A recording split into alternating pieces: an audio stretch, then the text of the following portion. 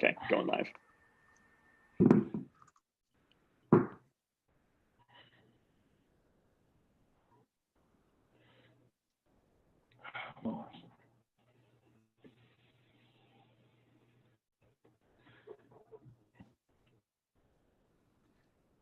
You guys hear me? All right. Testing. Yeah, got you, Raphael. Testing. Yeah, we're live on YouTube. Live on YouTube. All right. Hey, everyone. Thanks for joining the event. So we're live on YouTube right now. I'm Stephen Cole, one of the organizers of the OC Bitcoin Network meetups. And today we have a pretty special presentation discussion for everybody. We're doing this is our first fully remote event via Zoom and coming to you live on YouTube as well. We're doing this, normally we meet in person in Orange County, but we're not gonna let the lockdown life stop us from trying to get some good content out there. So today we've got a presentation on privacy and CoinJoin technology in Bitcoin, featuring some experts in the space and centered around the Samurai Wallet software stack. So this is in honor of a pretty special occasion. Today, April 5th, is to commemorate CoinJoinDay. So hashtag CoinJoinDay on Twitter and social media. A little bit of context for everybody on that.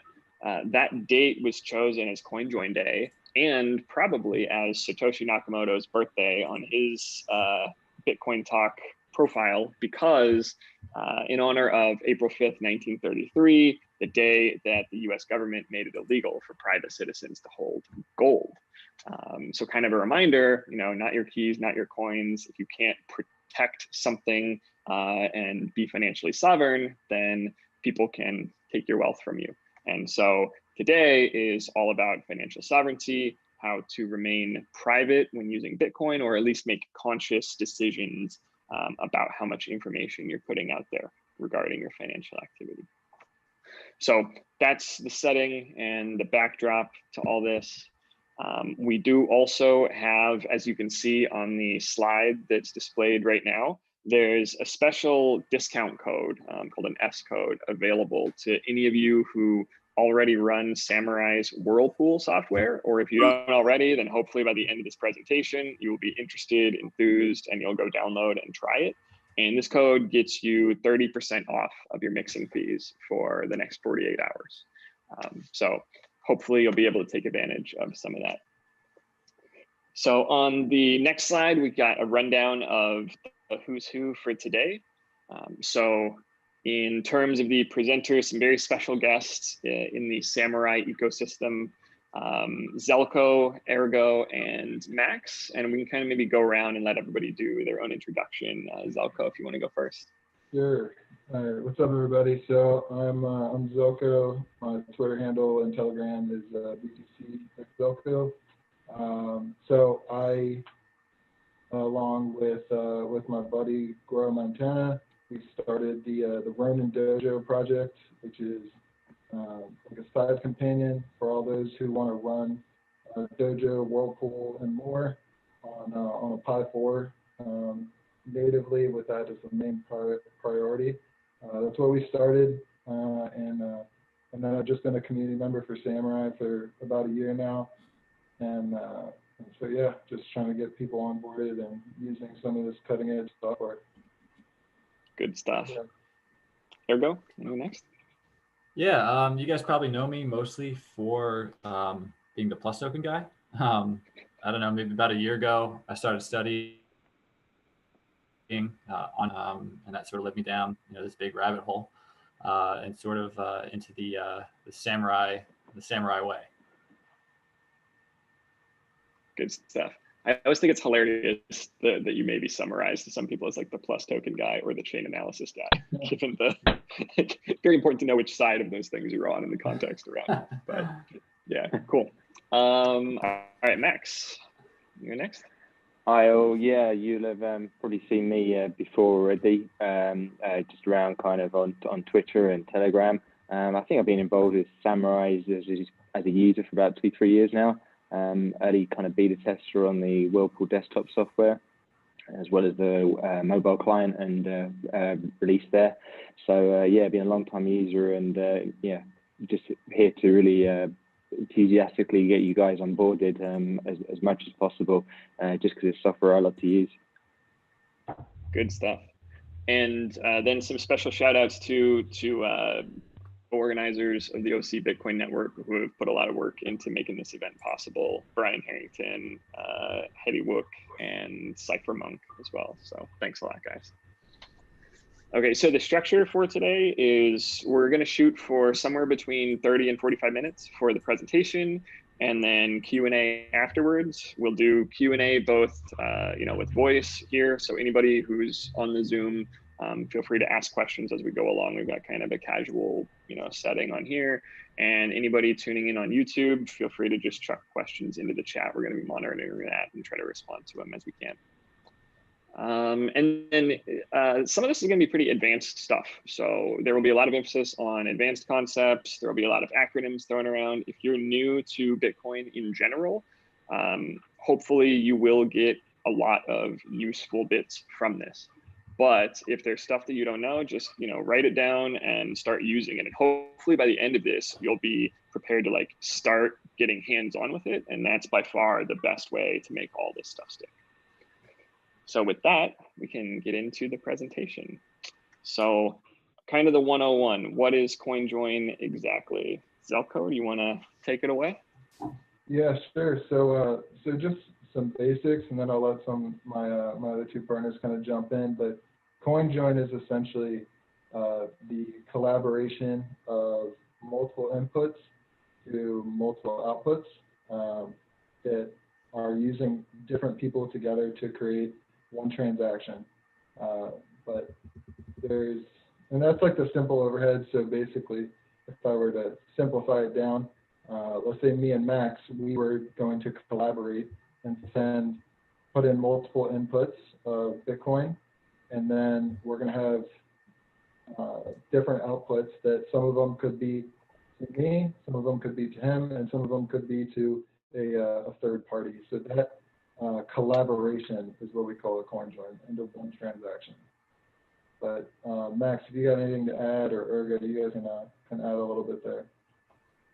Yeah, I suppose it's Max here. I just drop in. I mean, I'm sure some of you guys have heard already, but I think generally what I would assume a CoinJoin is anything as well that undermines what's kind of known as the common input ownership heuristic, which a bit of a mouthful there, but with Bitcoin being a completely public ledger, although that gives a good deal of privacy just on a kind of first look, when you actually start making payments, if you assume that everyone on the input side is always the same person, then that can kind of reveal quite a bit about people's spending habits.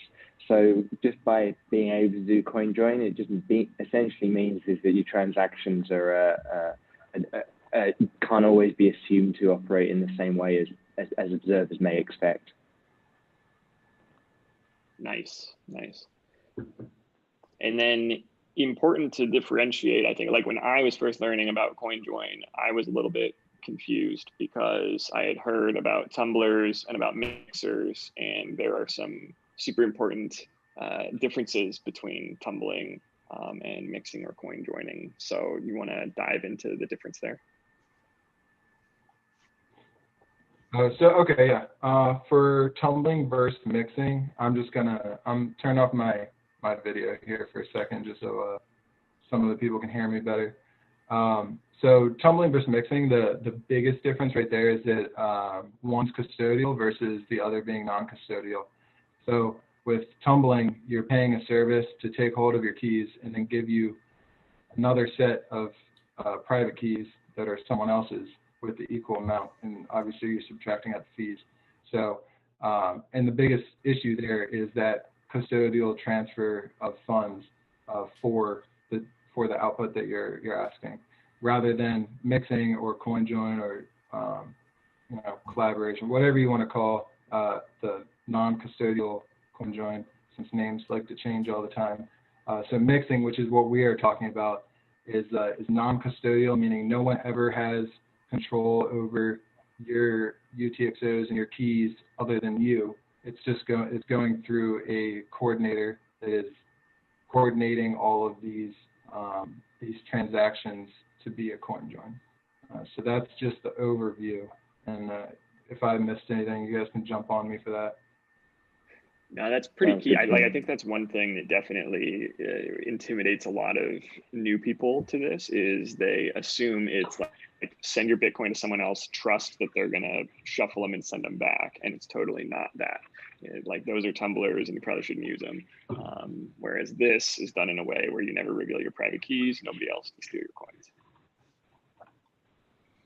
Cool. So there are like Samurai wallet is the software stack that we're most familiar with, and so that's going to be the focus of today's presentation. There are a few different ways to do coin joins. There's Join Market, which has been around for a long time. There's Wasabi, and then there's Samurai's Whirlpool. Zelko, you want to kind of give a rundown of each of those at a high level? Yeah, so I'll go high level, and then I'll let Max kind of talk a little bit more on like protocols, just a little bit. But so Join Market, just as a structural difference is so they're about a maker-taker market. So you can be, if you're interested in helping someone collaborate for a coin join, you can actually make a fee that way, versus versus Wasabi that uses Wasabi and Whirlpool both use a coordinator fee system, and the difference between Wasabi and Whirlpool is the number of there's a lot of differences, but one of the main differences is the number of users that enter into a round of mixing. So Wasabi, I think, can go up to 100, and then Whirlpool does theirs at 5. And there's specific reasons for that we'll kind of get into. But that's just a blanket overview of the differences there. And then obviously there's only one that uses mobile mixing. So just throwing that one out there. But Max, you wanna talk a little bit more on those? Yeah, I mean, I think you covered most of it. I mean, yeah, you're right. I mean, Join Market there is like just worth shouting out as being like the kind of the real OG of the place. That's been going around for a few years now. Wasabi, I think, has been going for about, I think 18 months or so. I think it was October 18 that went live. And then Whirlpool has been around for, I suppose, almost just over a year now, from the desktop and the mobile perspective. Just kind of point out as well is that the other term that will be loosely used with these implementations will be ZeroLink. Just it's kind of worth understanding when you look at these different options that Wasabi and Samurai originally started with some working together on a ZeroLink protocol, and then both went their separate ways. So if you actually look at these models, they are very different in terms of the incentives, the mobile and desktop architecture of both, and the various different trade-offs that they make, and that's across all implementations. So they're actually very different, despite using a core Bitcoin transaction that is quite straightforward in itself. Nice. Would you say it's fair to say Join Market is for pretty advanced technical users? Like you probably need some tech chops to be successful with Join Market. It's been around for a while, whereas like Wasabi and Samurai are marketed a little more towards mainstream users. Just kind of install an app. There's a GUI that you can use if you want to. And as you mentioned, Samurai is the only one that you can do on a mobile device only, without any desktop software. Does that seem fair? Yeah, I mean, I think so. I mean, within our kind of Samurai users, I think a few of us have used Wasabi. I mean, I certainly have from early days, but not many of us would necessarily use Join Market. It's more advanced. From what I can see kind of so far, it's not so much advanced from a user perspective to necessarily use, but it does require a bit of setup. Full node is required, a bit of command line, so that doesn't necessarily make it as straightforward for users to get involved in. But yeah, I think the Wasabi and Samurai from the get-go are easier to install and run. Cool, that makes sense. So then one of the big questions, why is CoinJoin important? Why does all this stuff matter? Ergo, you go for that. Yeah, so we sort of more a lot of people, at least a while ago, they used to think that Bitcoin was anonymous, and it's not. It's pseudonymous. Addresses are transparent, and input and output amounts are transparent. So, as sort of Max mentioned, earlier too, we need coin joining basically for to try to keep some basic privacy. The pseudonymous properties of Bitcoin are pretty powerful, but an outside observer, with just typical access to any blockchain explorer can fire it up and start going to town if they have a good starting point. So I know that mixing has gotten a little bit of a rap in the last, I don't know, couple months. But coin joining is important just for basic privacy. Probably one of the best things that it does is, besides stopping a third-party observer from knowing how you spend your Bitcoins, but if you receive Bitcoins and you have your coins in a balance and you then want to go and spend them, you basically reveal that amount to the person that you're sending the coins to. And so what coin joining does is it puts basically sort of a wall in between your balance and a payment that you're about to send. So that's sort of the basic privacy traits that coin joining allows. Good stuff. Don't let them 6102 your Bitcoin.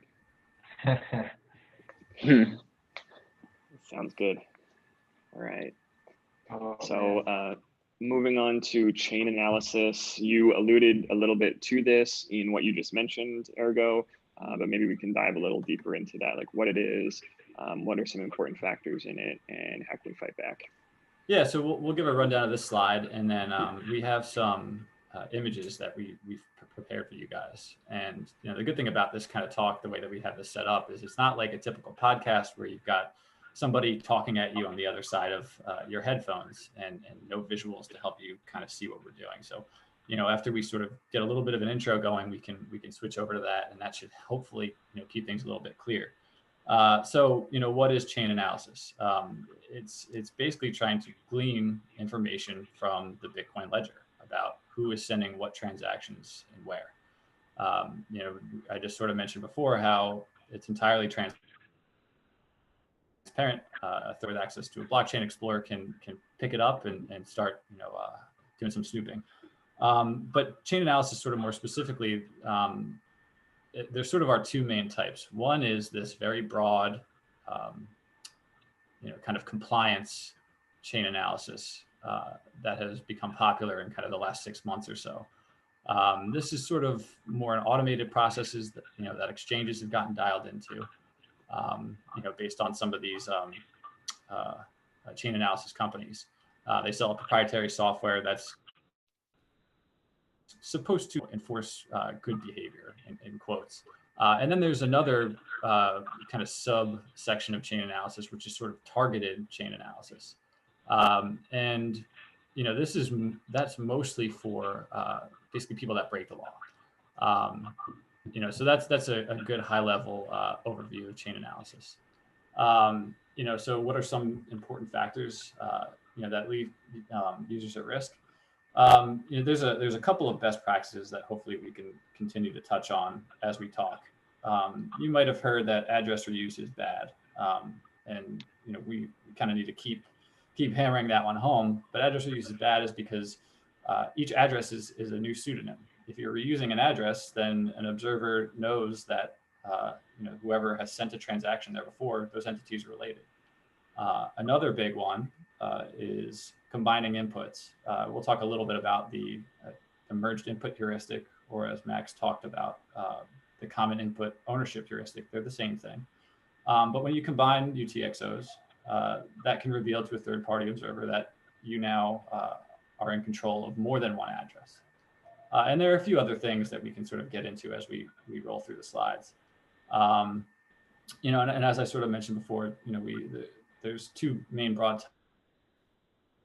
types of chain analysis. Are just sort of trying to go about their daily life. I might sign up for an exchange account, withdraw my coins to my hardware wallet. You don't have you're not going to throw up any red flags, but what you might put yourself at risk for is these sort of compliance software issues. And so again, CoinJoin, it's gotten a little bit of a heated topic lately, but it helps users maintain their basic privacy. So what we're going to do is, as I said before, we'll roll through a couple slides. We're going to introduce you guys to a couple of the blockchain explorers that have been developed by the Samurai Wallet team. Number one being oxt.me, which is a nice handy tool that does a lot of data analytics, but probably most importantly, what it has is a transaction graph, which we'll get to take a look at. And then there's KYCP, which is based off of OXT. And rather than looking at multiple transactions, KYCP will tend to focus on just a single transaction and its property traits. So I think we're ready to switch over to slides, Zelko. Oh, yeah. My bad. All right, so you want me to jump into the what's called pictures? Yeah, pull up the images. All right. Sounds good. Wants to not play nice with me. Yeah, OXT and KYCP are both very visual experiences. Okay, right. so this is a transaction page on oxt.me. If you guys have used any typical block explorer, you'll put an address or a transaction ID into the search bar and it'll spit out something that looks like this. If you're experienced at reading this, you can start to glean a little bit of information. And you can even see here, OXT will tell you what address types are used. There's a little green bubble next to the bottom right output that shows a change heuristic. But if you spend a lot of time looking at this, you might miss some important data. And so what OXT has, before we switch slides, if you look at the left side of this page, there's a little tools icon. When you go to OXT, if you click on the tools button, it'll expand this transaction graph. So we can head over to that now. And so this is a transaction graph. The circles or the nodes, they represent transactions, and the lines represent inputs and outputs for the transaction. So I've got some annotations here that show, a highlighted transaction. It's got 1, 2 output addresses. And when you sort of look in the context of this whole transaction graph, it sort of becomes a little bit clear, which of these outputs are the payments and which of these outputs are the change outputs. So the thick line in the middle is very likely a change output that's paid back to the same user, as part of this transaction. And in case maybe we need to back up a little bit, most Bitcoin transactions have change. They're typically, 1 input and 2 outputs, with, 1 payment to a third party and a change output back to the transaction initiator. So that's what this kind of shows here. So I think we go to the next slides. I'll go.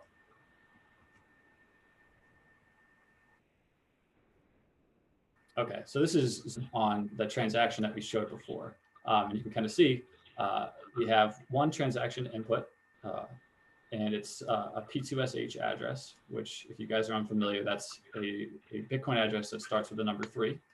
We have a payment output, which is a round number payment. You can see it's an even 2 Bitcoin payment, and it's to a pay to public key hash address, which is a Bitcoin address that starts with 1. And then there's output that's paid back to the initial transaction initiator. So these aren't things that we know for certain.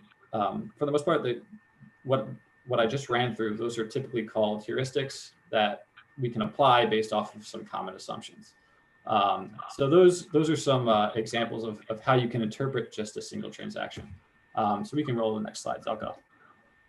So this is from that same transaction that we just showed. This is a view of that transaction in KYCP, which is the Know Your Coin Privacy visualizer. And so it's just a similar view or a slightly different view of that same transaction. We've got the 9 and change Bitcoin input, the 2 Bitcoin payment, and the 7 and change Bitcoin output. And so, yeah, no, we're good. We can roll to the next one. So this is one additional transaction. It's very similar to the one that we just saw. It's got a couple of different properties, though, that make it a little more difficult to interpret. So number one being all of the address types that are used in this transaction are the same. We don't have a wallet fingerprint like we did with the previous transaction. The outputs, they also don't have that nice round 2 BTC output.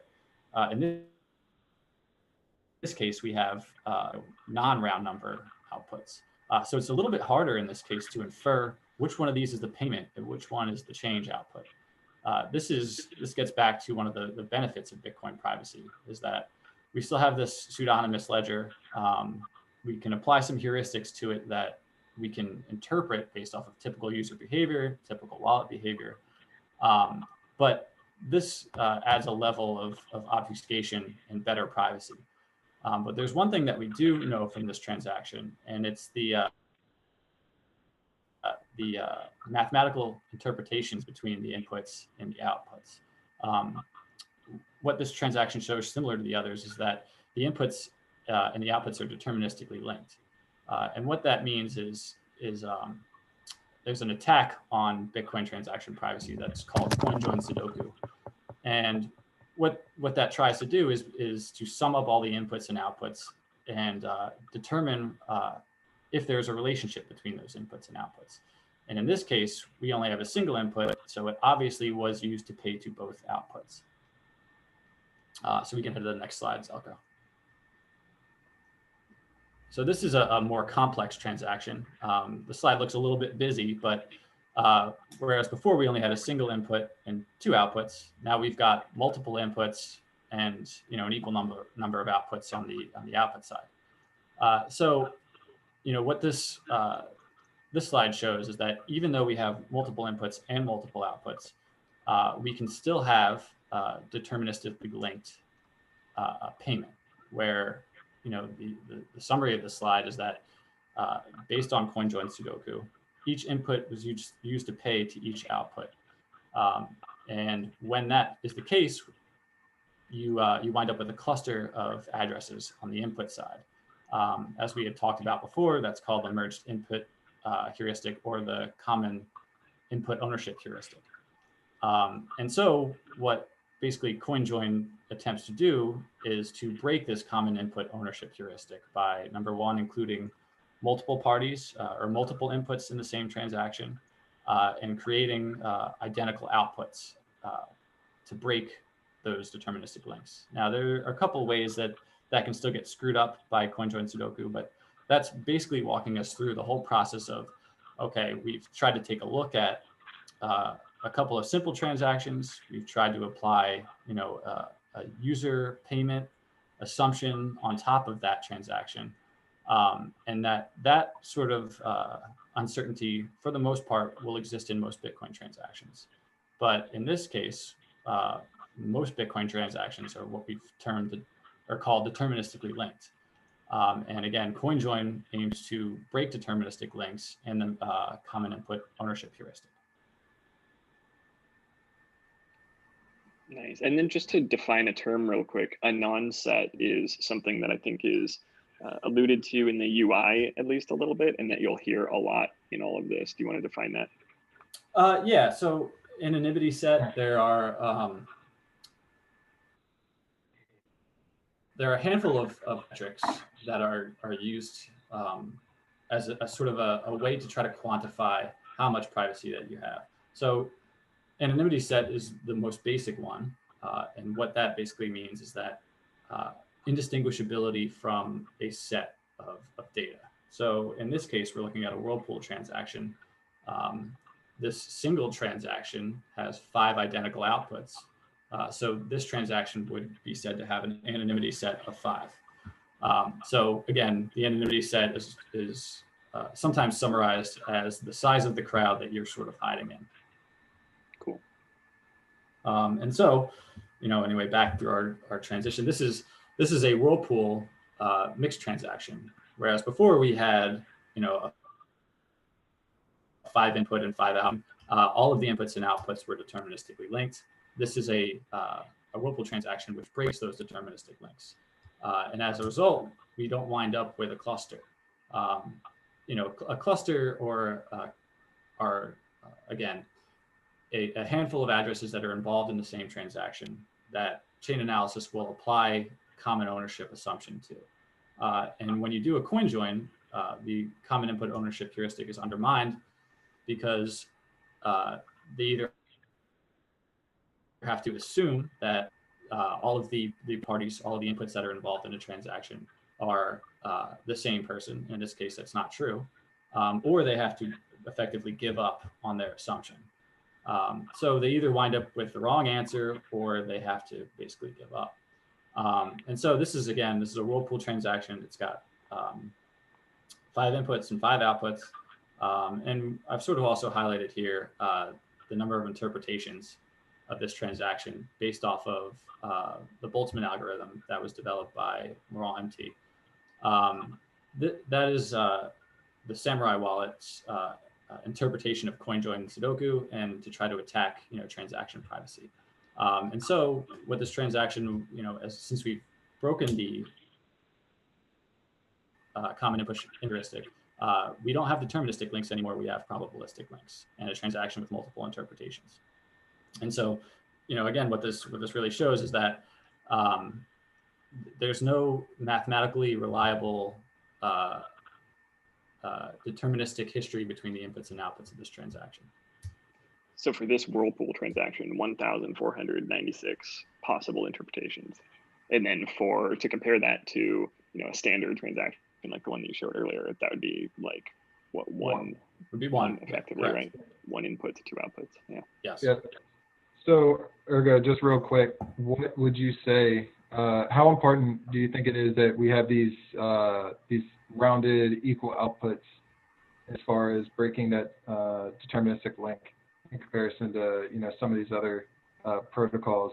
And I think this is what easily separates Whirlpool from, Wasabi, CoinJoin, or any of these other protocols. Yeah, maybe we could bring this up later in another screen share, but I didn't want to get kind of too technical. But this is a zero link transaction. You might hear that term thrown around. We've mentioned it before. You might see it on Twitter thrown around.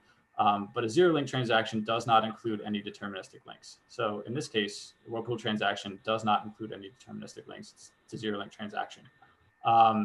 A Whirlpool transaction is the closest thing you can get to an ideal coin join. An ideal coin join is technically impossible because an ideal coin join would be an identical number of inputs and an identical number of outputs and identical input and output amounts in BTC. It's not technically possible because somebody has to pay the miner fees. But Whirlpool is the closest thing that we have to that ideal transaction. In the Samurai community, we would call this, 100% entropy.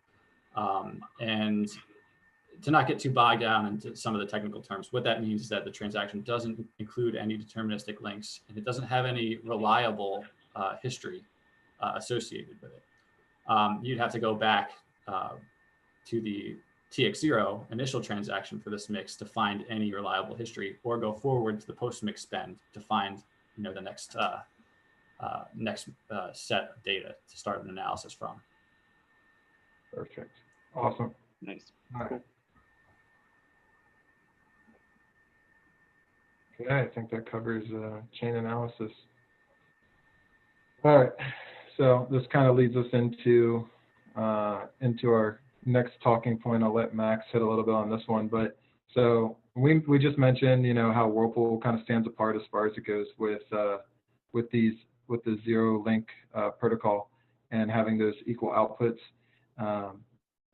So what are some of the other things that, for you, Max, that you would say separates or makes Whirlpool stand out from Join Market and Wasabi?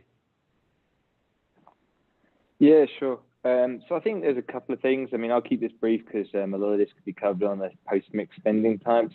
But I think fundamentally is that you have with Whirlpool, aside from obviously what kind of Ergo's gone through there with the actual zero links, is that you have a set of post-mix tools as well.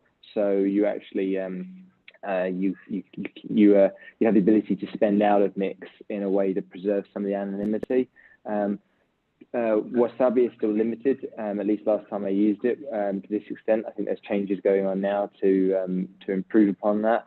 And then Join Market at least enables you to use kind of custom amounts But when you're not paying another join market user, I understand it's a little more limited. I think also the other thing kind of worth remembering with all this is that you've got access here on Samurai something kind of at a mobile level. You're able to construct quick two-party coin joins as well with other users, and you've got a kind of rapid mix set in terms of the fact that you're not sitting there waiting for ages for an initial mix. You're only requiring 2 or 3 paying participants, so you can kind of mix quite a lot of coin quite quickly on an as-needed basis. I think just the other thing that's worth kind of remembering is just how each implementation, which I won't go into detail here, but the way it keeps your spending segregated. So Join Market has a depth in which they use to do that. Whirlpool uses actually full segregated accounts, and Wasabi uses a system of labeling to keep those different, so you don't end up mixing up coins with different, you could say anon-sets, but I don't really think that term is necessarily always the best. But just essentially coins with certain types of spending that you've used with something subsequent to you've mixed. As you saw with what Ergo pointed out, if you mix coins with others when you make a payment, then blockchain observers can assume that you're in control of both of those. So if you mix something with a pre-mix and a post-mix coin accidentally because the UX isn't powerful enough to stop you for it, then you can start giving up areas of your anonymity. Hey, Max, I actually have a quick question. One of the people from the audience, they're asking this question is, would it be a reasonable statement to say that a Whirlpool transaction is about 90% entropy? I'd say it's 100% entropy, just because you can't actually tie up the actual inputs with the outputs. I mean, even if you've got like a couple of paying participants, you still at the end of it you end up with 5 equal kind of outputs on the other side. So there's no clear way. I mean, we can go into the kind of the maths that you calculate. It's not a kind of finger in the air number when we talk about 100%. It's based on how many options you could get and the efficiency gains. And Ergo could probably explain that a little better. Yeah. So there are no deterministic links in a Whirlpool transaction. When there are no deterministic links, you get 100% entropy. It's as simple as that. Awesome. Thanks. Nice. Cool. Zelko, do you want to go on the stat tool? Yeah. So let me put my video back on. All right. So with anonymity sets, Ergo kind of hit on it, kind of on point before, but so I'm just gonna hit on the Whirlpool stat tool real quick because with this idea, fucking A, man, this thing is boring. All right. Your object's getting in the way. Well, now have good says explicit things. All right. Well, so when we're talking about anonymity sets, right, and how many people you're actually mixing with and you're hiding in the crowd with, what really separates and makes Whirlpool different is that it's very hard to actually calculate where, well, it is without the Whirlpool stat tool, how many other people that you're hiding with, right? Because you have this equal output after that first mix. It creates this different anonymity set, and in the Whirlpool stat tool, which Samurai Wallet and Laurent created, actually lets you calculate your forward-looking and backward-looking. So just really quick as an overview, your forward-looking is how many outputs from your initial mix, so from pre-mix to post-mix, how many from there, so because that's going to be 5, and then from there, every time that someone else adds to a mix, because they had an equal output, so every time someone else remixes, you're gaining an additional 4 potential people that could be you. So that just continues to multiply through the future. That is forever changing, and so that's why personally, that's why I think the equal output is so important, because as long as you leave those equal outputs there and you just leave them remixing, even if they're not actively mixing, right? So let's say that you're done, you're just going to leave them until you're ready to spend. They're still gaining anonymity. you're still adding to that ecosystem of privacy because you've just left them at the equal output, and other people can't determine if they're yours, if they're someone else's, or any of these other people. So I like to say, like, I even have a one that I pulled up a few months ago, and it was one of my older transactions, and I have an anonymity set of like 20,000 something possible other people that I could have been. And to me, that's a huge difference when you're talking about how important it is to not just the 5 people that you start with. It's not about just those first 5. It's about the future, how many other people are still doing this, and how many people are leaving that change there, and they're not just spending it immediately. Not that it's a bad thing. If you're going to spend it, that's fine. But as long as they're remixing, even if you aren't in the active remix, you're still gaining privacy. You're still gaining people in the crowd. Okay, so that's why forward looking is really important. And then your backwards looking tells you how far, and if I misquote this, Max or Ergo can correct me, but backwards looking is telling you how far in the back, like how many other TX zeros that you could be. So how many other people backwards from the original start of that pool, how many other TX zeros were there from where that transaction is. So that tells you how many people backwards that you could possibly be. Then forwards tells you how many people that your current transaction is hiding in. So if I misquoted that, Max or Ergo, you can correct me on the backwards looking, but I think I hit forward looking pretty good. And just to define a term real quick, I think TX0 that you mentioned is just the initial deposit. That's a Samurai Whirlpool specific term, right? For the initial deposit into Whirlpool. Exactly. Yeah, we're gonna jump into that. I think it's the next slide, but into like how it's broken down. But yeah, that's exactly right. So your TX0 is actually another one of the unique parts about Whirlpool versus the other implementations, is that your TX0, it takes that UTXO or multiple UTXOs that you select, and then it breaks them into equal pieces that are going to be into the Whirlpool into your premix, and then so they're going to go from there. But that's also where the coordinator fee is paid, and then your doxic change, that's where that is separated as well. So it's not going to be in any mixes. You don't have to worry about your coordinator fee getting mixed in for some stupid reason. Your Whirlpool your coordinator fee ending up in there and connecting all of your mixes with plus token Ponzi, but I digress. Yeah. Perfect. Cool. That's probably a really good segue into the next section. And just as a time check for everybody, we're like past 45 minutes by a little bit right now, but I think this stuff's great, and we're just going to keep rolling for as long as we can. So feel free to hang out for as long as you're able, and we'll do Q&A at the end. We're keeping a running tally of all the questions in the chat. Sounds good. Yeah, fuck it. Let's just do it. Do it live. All right. So and as I did, set up my wallet on my real quick. Yeah, just to go through the procedures for how to do a Whirlpool, right? You're gonna have a TX0. That's what we just talked about, right? That's gonna be the fee where your coordinator fee comes in. And then real quick, Ergo, can you just talk about, since you've talked about it on Lavera's podcast, but how important and what's the importance of that of the fee structure, whether no matter what implementation it is, there's a purpose behind not just doing free coin joins. If you could just touch on that really quick. Yeah, so a lot of people think that the fee is to enrich the wallet developers, but the fee serves an important security role when you're dealing with these types of coin joins. You're dealing with anonymous parties that are trying to interact with the software, and you open yourself up to what's called a Sybil attack. And basically what that means is a malicious party trying to occupy as many users in a mixed transaction as possible.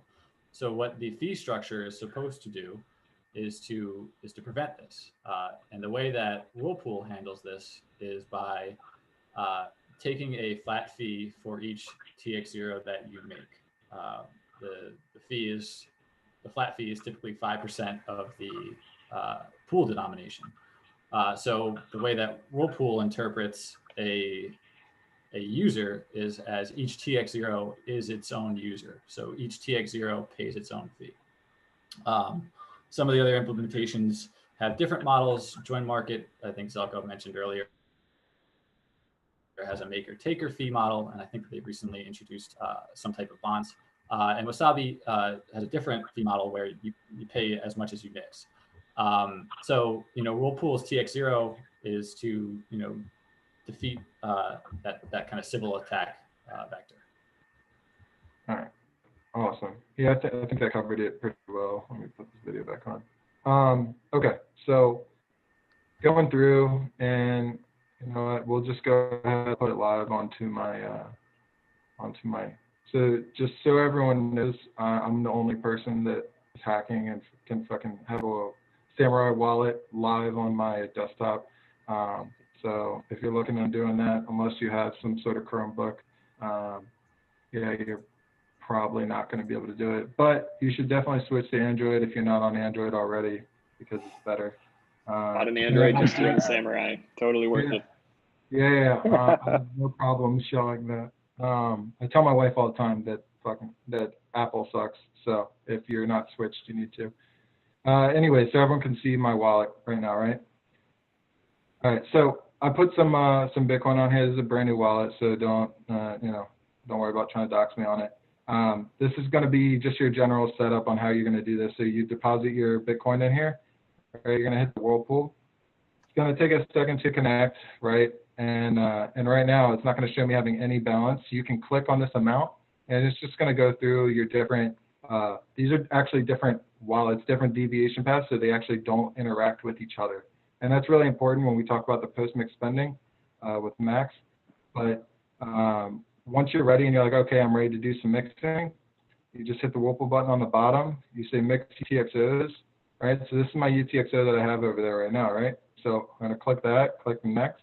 Oh, wait, before I do this, for all those who got the S code and want to add in your S code, this is how you do it. So Whirlpool S code, OCBTC, right, for that 30% off. Hit OK. Should restart that Whirlpool client right now. And then, okay, I'm good. Jump back in here. Connected. Double check. All right, looks good, right? All right. Oh, God damn it. Note to self, don't do that.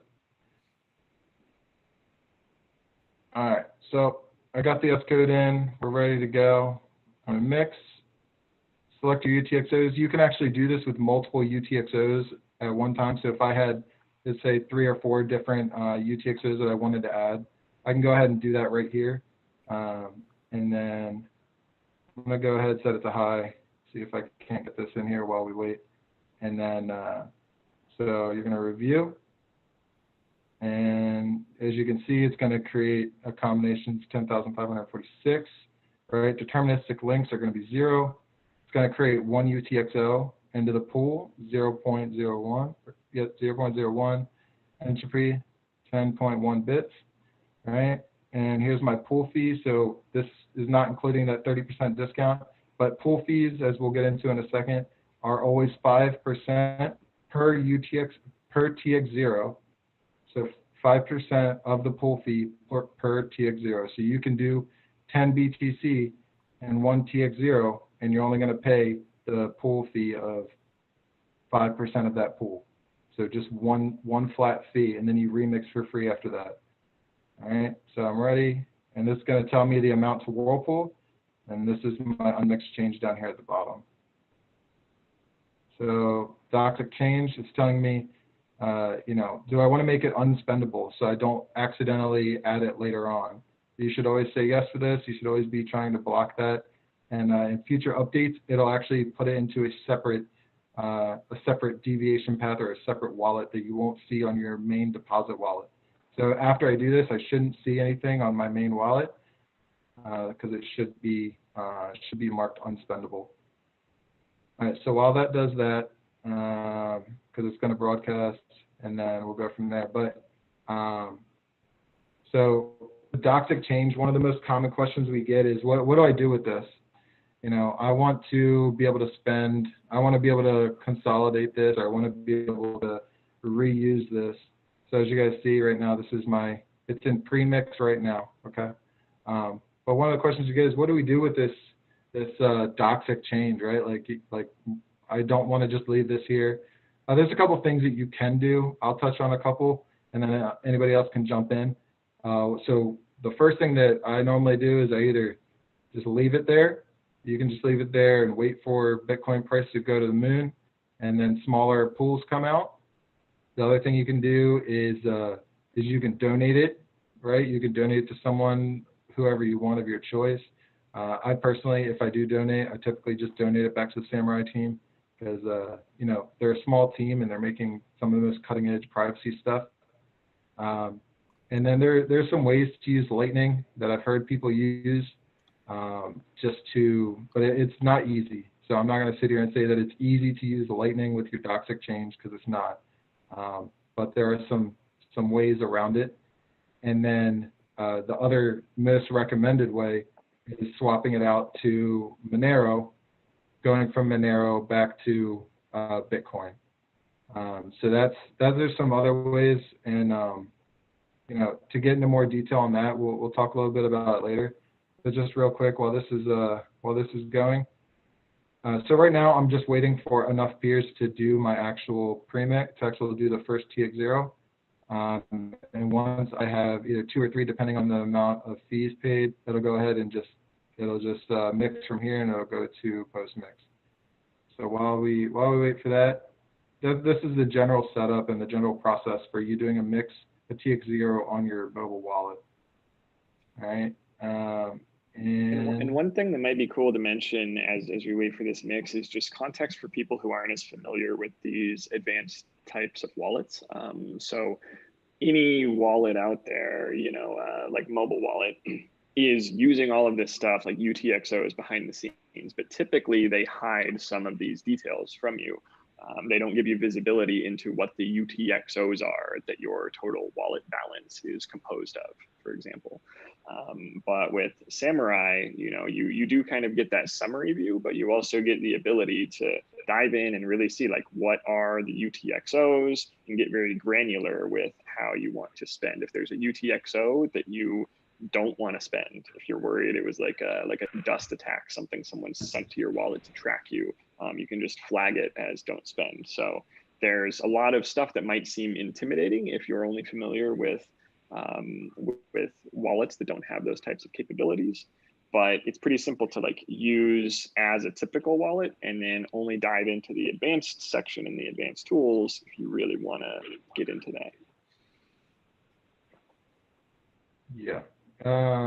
One thing I just say is that pretty much all wallets, especially in the mobile space, are only going to show you one account. So you may not be aware of it, and you may just see a total balance, and you may not even see the individual UTXOs and the coins. So there is a big difference to Samurai to say, but yeah, you can certainly use it in that way. But really the kind of what's happening behind the scenes is you've got this deposit account where you saw Zelko with the original coins. The premix, the coins are only going to be there temporarily while they're actually being fed into Whirlpool, and then they'll end up on a postmix. So the Samurai itself is managing 3 accounts for you. And that's really not that intimidating or difficult. And although the process may be kind of quite complex in terms of all the stages it goes through, for the users themselves, there's absolutely nothing really to concern themselves too much about. It's just a set of screens with each of the balance that's applicable for each one. So it's absolutely fine for beginners to be mixing coins. Perfect. Yep. All right. So, well, I'll let, do you want to switch, Max, talk about postmix spending? Yeah, do you want to go to the postmix slides, or you got the own slides next, or what? Yeah. And I can just do that, and then we can rejoin your demo, and then see where it's gone, and hopefully we've got like a confirm or something. Yeah. Good. Give me 1 second. Let me get this. Okay. And while we're switching that, I'll just touch on a couple of the questions we're getting in chat that I think are quick ones. One was basically when iOS. So right now, Samurai is only on Android. Is there going to be iPhone support at some point? No. I think the answer to that is no specific timeline at this time. And then could you use the Lightning Network for a toxic change? So there's no Lightning Network support for anything directly within Samurai. I'm not sure as far as like using toxic change to open a channel and things of that nature. You could certainly use it. I mean, I think it's a little more difficult, a little more fiddly too. And when we go into the post-mix stuff, there's actually a certain type of transaction that you can use for your toxic change, which I think is kind of easier to do and more sensible. And then I just saw as well, one of the questions came out from Huey about using toxic change to mix later with an already mixed UTXO. Absolutely not. Like, no, you wouldn't ever do that. The whole point is that you keep the toxic change completely separate. So even, and this is something that you'll see as we go through the post-mix slides, even if you're putting your UTXOs through multiple rounds of coin joins, if you then throw them in together with something that was related to before you did the mix, you can really potentially undo everything that you've done. So we'll go through that in terms of visually explaining that on the next few slides. Nice. It's good emphasis. All right. So we're all good. Do you want me to start on my slides yet, or do you want to answer some more questions, Steve? Those were the two quick ones. So go for it. Okay, cool. So yeah, I'll keep this relatively quick. We'll try and concentrate on the visuals. Don't worry too much, guys, that are watching, if we go fast through this, just because we'll be sharing the materials afterwards, so you can certainly pop in and ask us on the chat if there's anything that you want a better clarification on. Just kind of a bit of background here is that you know, the whole purpose of this set of slides is for everyone here to understand that whilst you have the benefit of Whirlpool and it will sever all the links, the real trick is once you've done that is to make sure you then don't start giving up your privacy afterwards. And that's what the post-mix tools in Samurai really do. They preserve your gains, they provide obfuscation for further transactions that you do.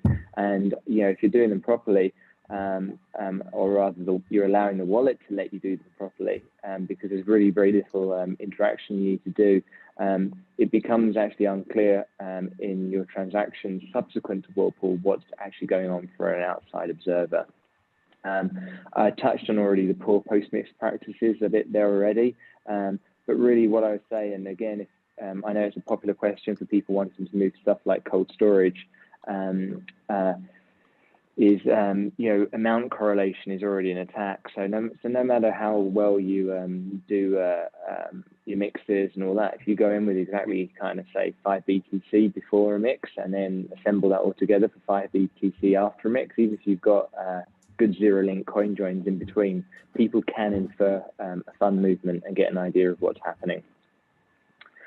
Oh yeah, we'll go to the next slide and we'll give some examples now of this. So it'll probably be pretty small on your screen, but again, like you can kind of dive into these subsequently. But on the right-hand side, you've got an OXT graph of what Samurai refer to as a Stonewall transaction. But also what we should always remember with any Stonewall that we see is that it's actually potentially another type of Stonewall, which is part of the Cahoots family of transactions, which in this case would be known as a Stonewall ×2, in which 2 Samurai users are involved in actually composing this transaction. And you actually can't be sure looking at this transaction which one it is, which really makes it kind of quite powerful for adding obfuscation and a lack of clarity to your transactions to any third-party observer. Just things to notice when you're looking at Stonewall. We'll go into kind of what rules are required for the wallet to do this on your behalf when you make spends. But essentially what's happening here is that the wallet is selecting coins from either only your own wallet or potentially another collaborator's wallet as well, and then sending them there to 4 destination addresses. So in one case, this will be the amount that you're spending, and the other 3 are decoy outputs. And we'll kind of see how they kind of they look in the next couple of slides. One thing you'll notice here is that in this case, the particular example I picked from is actually one that's drawing coins from only whirlpool cycles. And this is a huge advantage of doing your whirlpool in your mixing before trying to do use the post-mix tools that Samurai have. Just because it essentially improves upon the anonymity set and the degree of obfuscation that you can provide there. Okay, yeah, next slide. So this actually isn't a slide from a whirlpool transaction, and this is actually a post-mix Stonewall transaction. It looks very familiar to a whirlpool, just because there's actually quite a large degree of entropy on this transaction. It's not quite our 1,500 interpretations or so, and we've got about 600 or so here. But what you can see is that all the inputs here are from the 0.05 pools that are being selected, which makes it very tough for anyone to know which inputs tie up with the outputs on the right-hand side you see there. Now, I won't go too much into the maths here or anything like that, but what you can see is when you've got outputs of 0.1 and 0.05 approximately, even if you don't want to go into the actual mathematical entropy calculations, you can already see the amount of combinations that could potentially be happening here. Outputs, inputs 5 and 6 could be potentially being related to output 3, or it could be related to output 2, or one of those outputs on the left-hand side could be either 0 or 1, or a component of 3 or 4. So there's just a huge degree of deniability there. And this is always a little more difficult to do, just if you were to, say, fund your wallet through an exchange or even just a straight cash purchase. When you've got Whirlpool, you've got a whole number of UTXOs typically in your post-mix wallet. So as you spend from it, the wallet will construct these transactions for you. Or you can collaborate with a partner, share some QR codes, and actually do this transaction together, and actually add even further anonymity there. All right, next page. One of the things that I kind of want to show, I mean, we talk about hops in transactions, and we show, and if you think about kind of what Ergo showed before with a simple transaction, is that you can see often on Bitcoin transactions a fairly predictable path of where the main payments are going and where someone's balance is. And hopefully, really, what I just want to show you with this slide here is on a typical Stonewall spend, in this case here, even on this, where one of the UTXOs, so the 4 arrows on the, the 6 arrows below in red are all the inputs that are being used for the construction of that transaction. And then on the 4 outputs, one of those outputs in green is a spend address, and then the blue dot afterwards is the next transaction. And you can see here that even in this case where we can see some likely change and a likely spend, whoever's in the receipt of that spend, if they look back 2 hops, they actually can't be sure what your transaction history is, because there's only a small percentage chance that each of those UTXOs are actually being used in the value transfer there, and they can't be sure that's necessarily come from you, precisely because you've potentially coordinated that with someone else. So, and then also in this case, that green arrow, we actually don't know for sure whether that is the amount being spent or if that's just change from the user that made that transaction. So there is just a huge degree of ambiguity about this transaction from anyone from looking at this. One thing just to kind of make clear when we're looking at OXT graphs specifically is that the dots there are transactions, or the circles, and the lines between are addresses. That can be a little counterintuitive when you first look at it, but when you actually look at a Bitcoin transaction and understand that any address can involve any address can belong to a different party, you actually understand that transactions themselves involve value transfers in potentially multiple directions. All right, next slide. This is, I won't spend too long on this slide, but this gives you an idea of when you actually start looking back more than 2 hops, and some on the chain analysis side, certainly in transactions they do, you can actually really see how difficult it becomes to see what is going on with anyone's transaction history as they spend out of the whirlpool. Now, just to reiterate, you as a Samurai user after whirlpool using Stonewall don't have to do anything specific to make these spends. Generally, the wallet will do them for you. So it's not like you're having to construct these spends in a way that is designed to be anonymous. The wallet is doing it for you. And on the left-hand side, you can actually see that as we go back 2 hops, because of the nature of every whirlpool requiring paying participants to actually kick off the mix, you have TX0s, these initial transactions, kicking off every cycle kind of just 2 steps back. And there's no way that all of those transactions can be yours. And in many cases, none of them will be, especially if you've allowed to remix.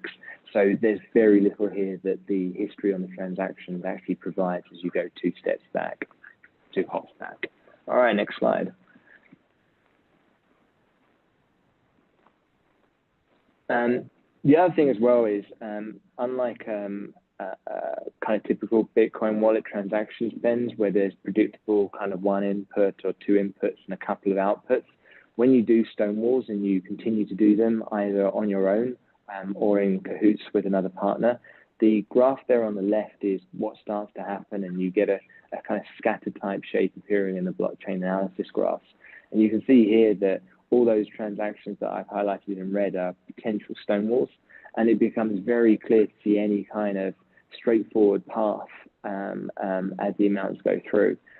Each one is firing off several decoys, and then as you do further spends, you pick up previous decoys for spending. And when you're doing a collaborative transaction, some of those decoys are effectively picked up by collaborators and used for their spends. So this isn't to say that you're not clustered at all, but you are joining essentially a cluster of Samurai users, and that really helps your privacy there and your anonymity. And then just on the right-hand side gives you some of those percentage likelihood of on a single address where the value transfer is on both on a previous side and on a subsequent side to spends. So even when as you're spending and you're going from counterparty to counterparty, it really isn't that clear. And this isn't even using Whirlpool, this is just using the existing tools in the wallet. It's not clear what's actually happening with your spending and what amounts are being transacted. All right, next slide. In this case, I won't spend too long here because it's just in terms of the interest of time and all that, but this is another Stonewall, and you can actually see here, this is actually picked from one of the transactions that were highlighted on the previous slide. Doesn't resemble as much of a Whirlpool in this case, but as you can see here, there's only one deterministic link of transfer, and this is happening several hops out of Whirlpool. So you can see that you actually get a number of interpretations on your spends, even long after spending out of Whirlpool. Now, there's nothing to stop you as you spend. If you've got certain UTXOs that you say interacted with another individual, you can then just send them back for a Whirlpool mix to essentially get another degree of anonymity. But as you can see here, as you're going through, Samurai Wallet itself is providing a good degree of ambiguity on your transactions. All right, next slide.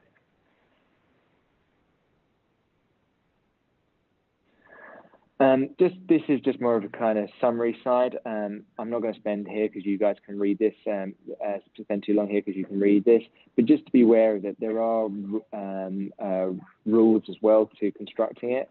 It's not, when you look at a Stonewall, you can look at it and think, oh, well, I'm spending more inputs and outputs than I need to, and there's something inefficient about that.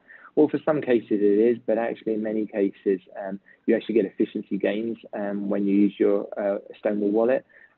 As we saw from one of the previous examples, we actually went from 0.05 size pools to UTXOs of the 0.1 size, and that would have actually left the initiator of the Stonewall, if they've been doing it in collaboration with someone else, just one UTXO of a certain size and the ability to make a payment.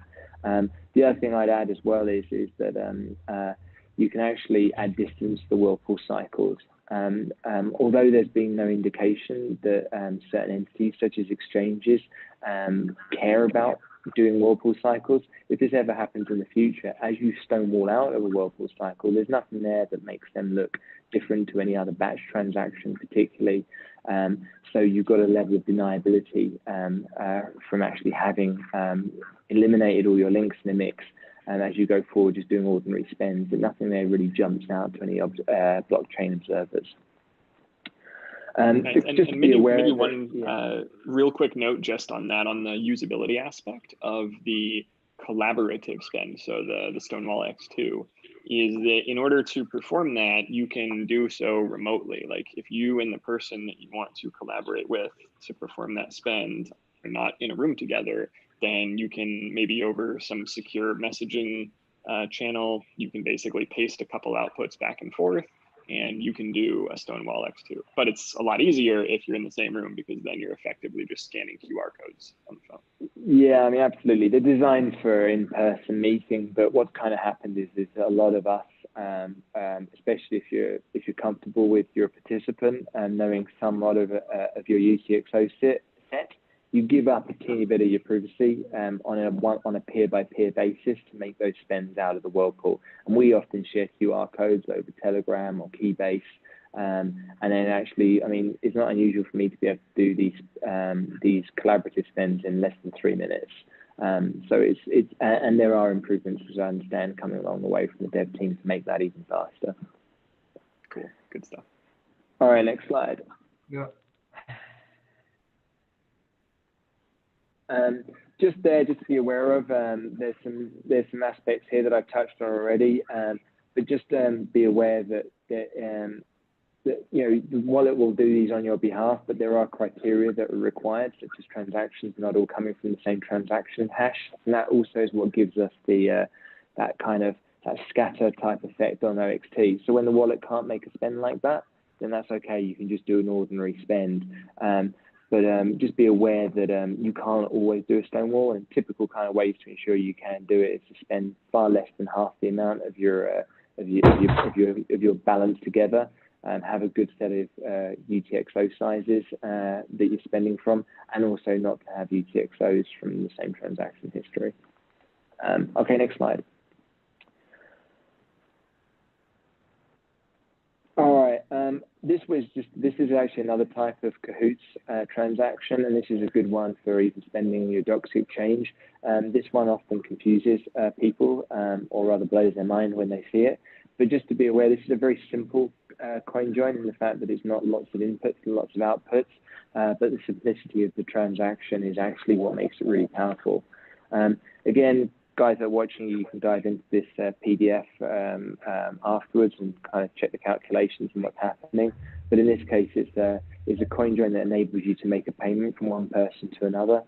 But unlike most Bitcoin transactions where you use 1 or 2 UTXOs to bring your funds together before paying to someone and then providing yourself some change, in this case, you essentially use one of your collaborators' UTXOs to join with one of yours. And then you pay each of you a UTXO on the output side.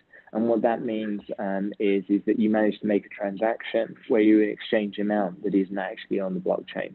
And in this case here, we've got a transaction of around 44,000 sats, and there's not a single input or output that actually corresponds to that amount. So that's really good for undermining the heuristics of people that are watching you. I'm gonna pause you. All right, next slide. Wait. Let me just say that, like, so I will say that stowaways are probably my favorite Cahoots that you can do, because like you just said it, where the amount that you just sent isn't even on the block. Like, you can't tell by looking at the block export. I don't think there's any cooler way to transact in Bitcoin than to completely hide the amount that you sent. Like, only with Samurai Wallet can you do something as cool as that. Not to be a complete shill, but like, that's fucking awesome. Like, I don't know, that's just me. Like, you literally just hid the entire amount that you just spent, and no one knows. I'll say the only caveat is that, you're like my Donald Trump hands. The only caveat is that is that it has to go from Samurai Wallet to another Samurai Wallet user. So while this is probably my opinion, one of the most powerful tools other than Whirlpool itself, this one, the only difference is that you need to be sending to a Samurai Wallet. So just keep that in mind when you're using this. And this is, again, probably the coolest way that you can send someone Bitcoin is through Samurai Wallet stowaway. Yeah, it's pretty badass. I mean, fundamentally, this is a CoinJoin, and this is what would be also referred to as a pay join. But I mean, one thing for everyone to remember here is that when you're coin joining, it doesn't have to be just a centrally coordinated one, which is with equal inputs and outputs. Any time that you're doing a Cahoots transaction, you're doing a coin join here as well. All right, I'll Gotcha. crack through the slides now. So don't spend too much time with you guys. Yeah, so just another thing, this isn't a coin join, but it's a pretty powerful tool. It's called a ricochet. And this is good for adding additional hops to your transactions. In this example here, this is actually very, I mean, I've given all the links in the PDF. You can actually go and have a look on OXT and KYCP yourself at all these set of transactions. They're all public transactions on the blockchain. You can analyze them yourself. But when I was actually looking at the Stonewall transactions, I found a ricochet, or what was a likely ricochet, very kind of in close proximity. And you can actually see here is that someone here has actually ricocheted away, with the transaction that's gone to a Whirlpool, sorry, to a Wasabi mix subsequently. And with also one of their outputs, they've actually initiated a Whirlpool TX0. You can see this is a likely ricochet just because there's a fee address that Samurai used in that bottom left-hand corner. And one of the things that this particular user could have done to improve the deniability of this ricochet would have been to use a paynim with it, which is a reusable payment code, which then enables them to make a payment to Samurai with a different address each time, and also to do potentially the ricochet in a scattered way. And that would mean that rather than paying a fee out in a single transaction, they could actually do that along each of the hops, and that would make this one stand out a little further. But even so, the ricochet, as you can see, is quite handy, especially with Chainalysis. They will often, depending on your risk profile and how they view you when you're, say, depositing or withdrawing from an exchange, they're going to look so many hops back. And if, for example, you're trying to add distance, the ricochet is quite an effective way of easily doing this, that you can just kick off in your wallet and let the wallet do for you. Interestingly, if you use your own dojo, your dojo will itself be used, and that's the Samurai full node implementation. That actually will do the broadcasting for you, so that's pretty cool. All right, if we just go to the next page. Yeah, and just again to reiterate, if you're going to use ricochet, you absolutely, it's obviously not a requirement. You're not doing yourself the service of using the tool if you're not using that paynim. And that's as simple as just connecting to the Samurai Wallet dev support donations. Paynim. Yeah, their donations paynim, and then you're going to have that added privacy. So like if you're attempting to use this, which you should be using if you attempt to mix and then send to, say, an exchange, absolutely use the paynim, connect to their paynim, and then ricochet out. This will give you those hops, and you don't have to worry about chain analysis coming back and trying to stop you. Although Samurai Wallet's not had any reported allegations on blocking Samurai Wallet users, but just this adds that extra level of protection.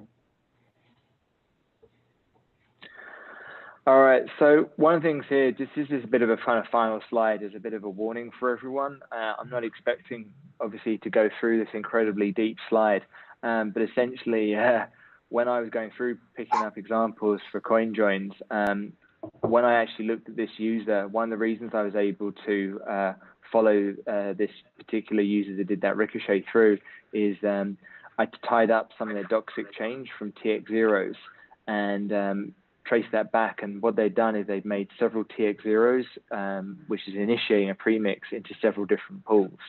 So they're obviously trying out the different CoinJoin implementations at a time. And actually what I was able to see is them jump in. And if you look at that bottom left-hand corner, you can see we're tying up this screen here from the end of the ricochet. And each of those big blue transactions there are Wasabi mixes. And this is a very different look from the Whirlpool mixes. You can actually see on the right-hand side, there's a user there with approximately about $1 million worth of BTC that splits up their BTC into chunks to go into Whirlpool.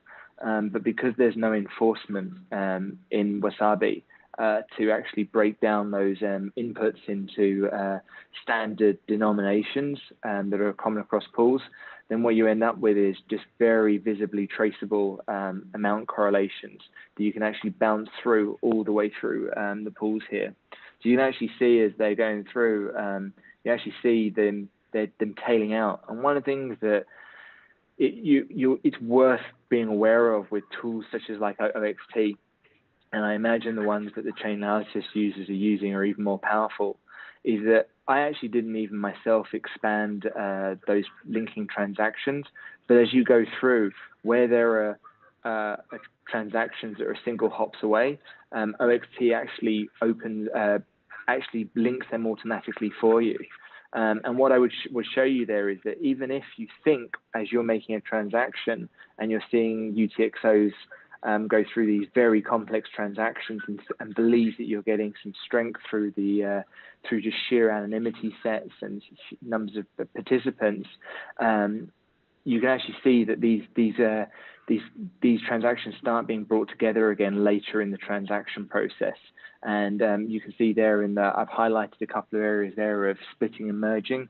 And then all these coins start kind of assembling back together to a central kind of wallet probably, or even grouped together in transactions. And you can really follow fund flows quite effectively here. What I just leave you with is that when you're looking at a CoinJoin implementation to use, think particularly about not just the denomination and what the UX encourages you to do, but think about the incentives. There is an incentive in Whirlpool to continue to mix. And what that means is that you just simply don't get fund movements like the one we're seeing here on this slide. You don't get 30 BTC going from one input to an output with huge deterministic links. The funds are essentially choke pointed at the TX0, and they're only allowed out to join a new mix one at a time. And that's very effective for making these transactions hard to analyze. All right, next slide.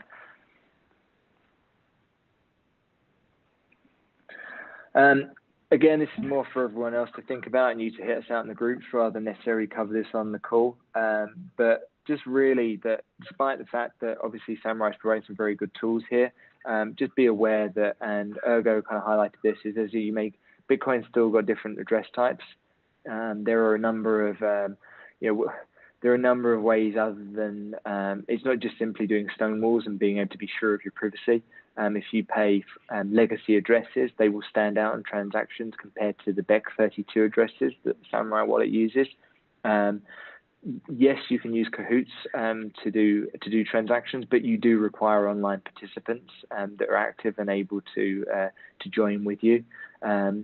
Things like the BIP47, these paynim codes, they're really fantastic tools, but they're not widespread in other wallets. And until we start seeing greater adoption, we're not going to get all the benefits that we'd like to see in the Bitcoin ecosystem, as some of us would hope. And then really just a challenge here is that people often like to use mixing as to this way of buying through an exchange and then having this idea that you can then add a layer of anonymity to your transactions afterwards by doing a mix. You can add some forward secrecy with Whirlpool mixes, but be aware that going through like a Cash App or an exchange, you're already giving out a lot of information about yourself. Ideally, you buy non-KYC, you buy in cash, you buy through, or you mine or however, and don't look at the Samurai tool as just simply a way to kind of sprinkle some magic anonymity onto your transactions. If you are going to go from exchange to maybe cold storage, take your time with it if you can afford to. Yes, it's a hot wallet, but we've got plenty of assistance here with making sure you keep your Android phone secure. There's plenty of ways of doing that. You hop in the Telegram groups and ask us. And potentially only mix as and when you need to, and as you spend. And those are all kind of effective ways of managing that process. Next slide, and I'll try and wrap up because we're moving on time. I think this is, hold on.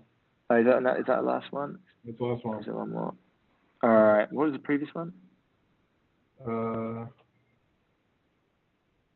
It's okay. No worries. That's fine.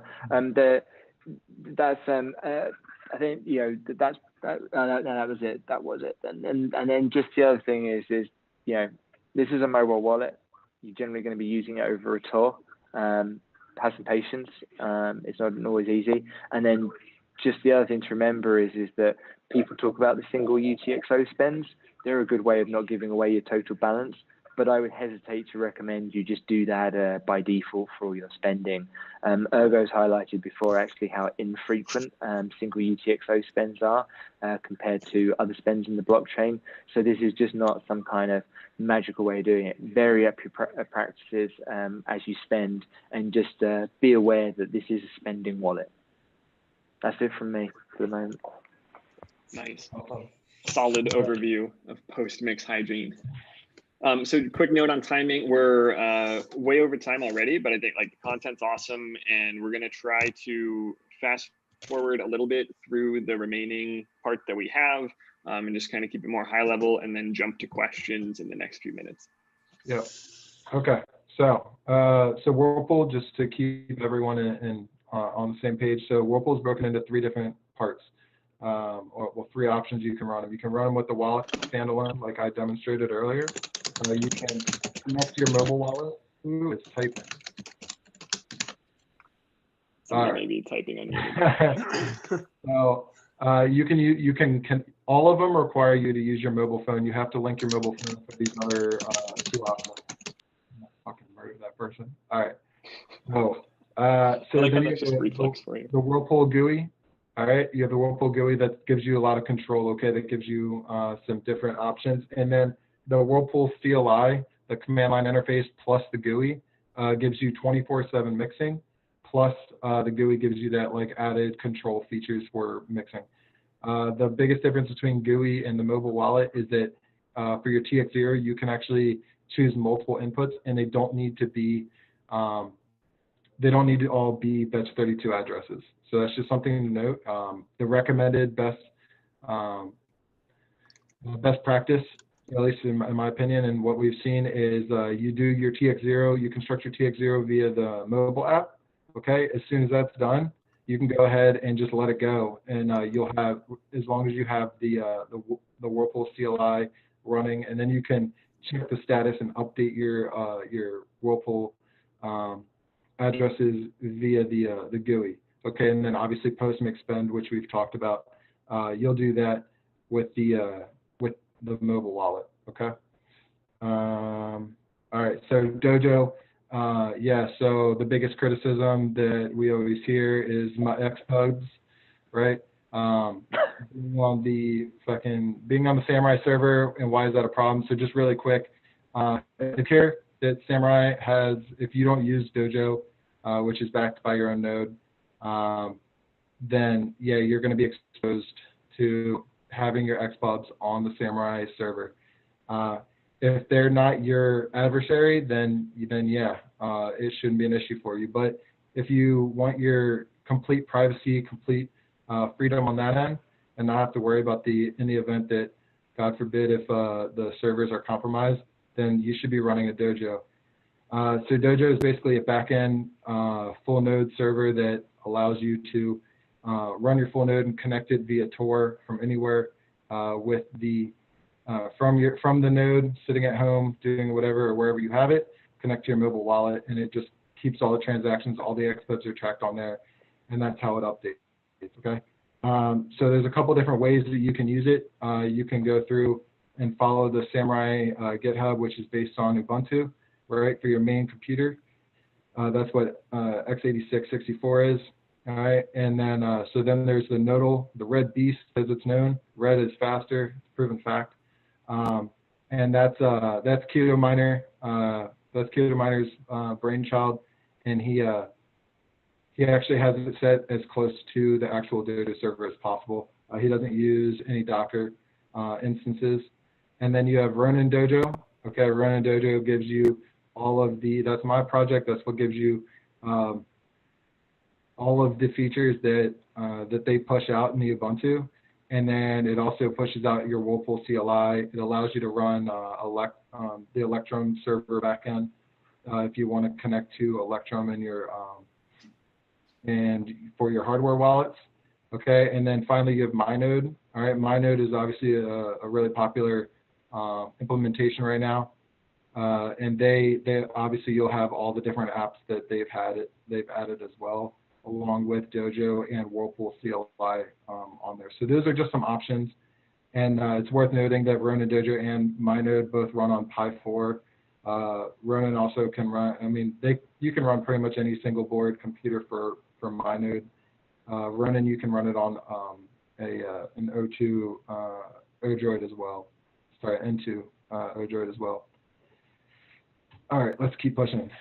All right, and this kind of brings us into like the last part, and then we'll start hitting on the questions. So I'm going to hit on cold storage first because I think that's a big question that we keep getting. How do you go about sending it to cold storage? Should you send it to cold storage and or hardware wallet? That's really what I'm referring to, because most people don't have true cold storage, which would mean that it never touch the internet ever. And then you never bring it online. It may be good to kind of use one of we got a great question earlier in chat that I think would probably be appropriate to just use for this bullet point, is like, as a typical user, you probably are buying somewhere like Cash App or Swan or River, and then withdrawing to some wallet you control, like a hardware wallet. So where in that very typical user flow should CoinJoin, like Whirlpool, ideally fit? Is it like after the withdrawal, before it gets to cold storage? Is it also after cold storage? Like, does it have to be both? What are the trade-offs? Okay. I'll touch on something, and then I'll let Ergo talk a little bit more about it. But yeah, so just keep in mind, KYC is forever. You really, like, no matter what mixing you do, you've initially told someone with your identity that you bought X amount of Bitcoin. Okay, it doesn't mean that you can't transact privately from there forward, but just keep in mind that KYC doesn't just get erased. That's why if you've ever been in the Samurai Telegram group, any of the multiple ones that we have, like, you know that KYC is in terms of service are the enemy of privacy. So when it comes down to transacting or buying, if you can find a way, I know it's not the easiest way, and most new people, and including myself when I first started, like, you're gonna buy KYC, and we get that. But if you're gonna KYC, just know that like you can transact privately moving forward with the tools that we've talked about, but it doesn't mean that it just erases your KYC and you can throw in cold storage or forget about it. It doesn't exactly work like that. But you can still transact like we said without those deterministic links moving forward. Ergo, do you want to touch on that a little bit more? No, I mean, Zelko basically said it all. Coin joining won't erase your KYC history. If you withdraw from an exchange and then you do a coin join, the exchange will lose track of where your coins go, but they won't forget that you bought them there. It's basically as simple as that. Maybe since you asked as well, while we're here, cold storage best practices. As Max touched on, this is a spending wallet. Withdrawing from Whirlpool to your cold storage, you should do it not as a goal, but more as a part of your overall spending habits. A lot of us, suggest paying directly from a CoinJoin. That will give you the best privacy, and probably a best practice is to remix your cold storage in the future when you go to do a spend. That's not to say don't send to cold storage from a mix, just that those are some things that are, you kind of want to consider. Your we had mentioned anonymity set before. Anonymity set degradation, your privacy crowd will degrade over time. And the longer that you spend in cold storage, the worse that will get. So that's why we say, or suggest paying directly from a CoinJoin. Perfect. I think the other thing I was going to mention as well here is just on the whole personal experiences. It's just kind of cost. For some users, they can get a bit intimidated by the idea that they've got to spend out a load of money on all the kind of the best kit and all that. And look, there's plenty of people that will kind of spend the extra dime on like full node implementations and that. But just one thing to remember, I mean, you can use cold storage just with a Linux offline USB and set up a cold address. And it's just super effective. I mean, unless you're spending from it often, which you kind of shouldn't be if it's cold storage, there's no real reason to be using a hardware wallet for that type of purpose. And the hardware wallet, as far as I can see, it's used for fairly active use. So I think you've got to think about yourself as a user. Well, where am I going to be using Bitcoin? Am I going to be all the time sat at a desk with access to my hardware wallet and I'm worried about that? Or actually, do I want it on a phone? Do I want to be able to use it out and about? Do I want it on a separate device to my computer when I'm, say, paying on a website and to scan a QR, that type of thing? And of course, with one thing that I don't think Zelko probably through wanting not to show his own project, but one thing you should kind of point out to you is with stuff like Ronin, you can just use ordinary, very ordinary kind of hardware, such as like a Raspberry Pi, to run this whole full node implementation. So there is essentially there's no obstacle for you as a user to get the absolute best in terms of privacy practices, anonymity, and some of the best tech available on really humble hardware. Yeah, for sure. And then just to answer the actual question, because I know like we talked about why we don't prefer that. That doesn't mean that we know that users don't use cold storage.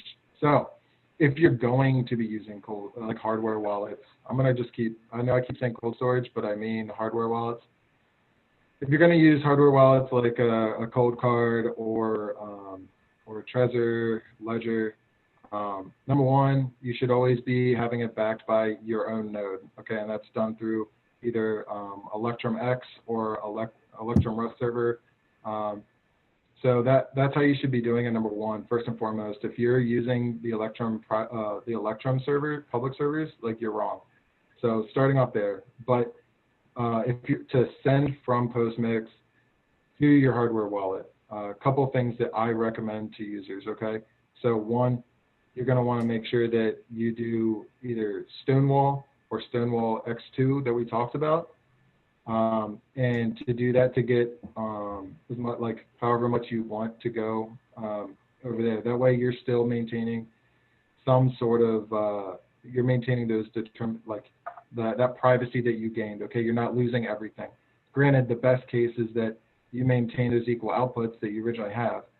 But using this, make sure that you're not going to consolidate a bunch of your mixes, your post mix, and clicking send all and keeping your privacy like some other implementations do.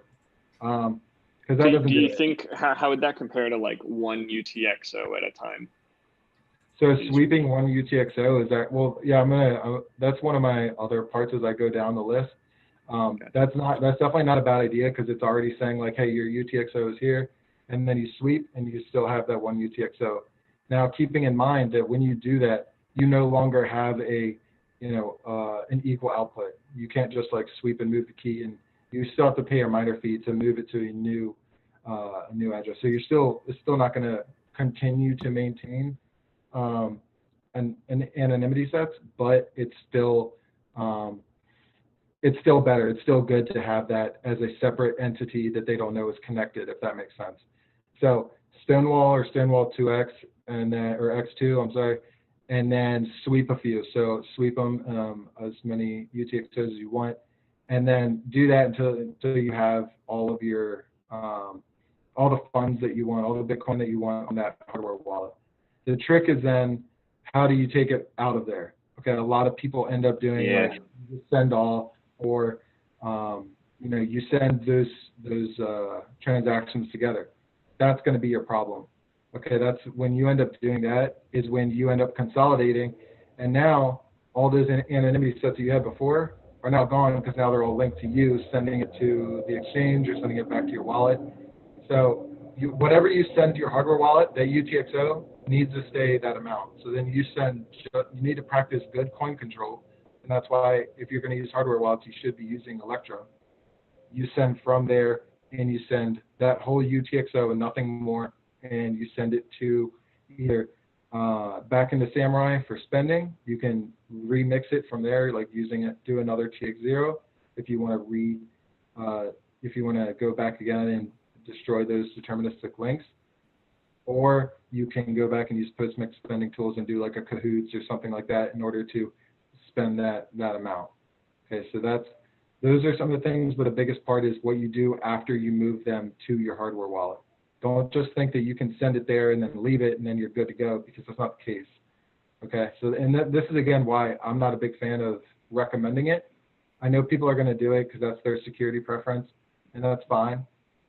But you run into a lot of risk of just ruining your privacy. And not all wallet implementations and CoinJoin implementations are going to tell you this. They're just going to say, oh, look, we have hardware implementation, and you can just send straight to your cold card because we've implemented it to go straight into there, and you're good. No. What they don't tell you is that if you don't maintain your good coin control, you're going to fuck up your anonymity set. Take a drink, Ergo. You're going to mess up your... Yeah, I'm smiling. I know you can't tell.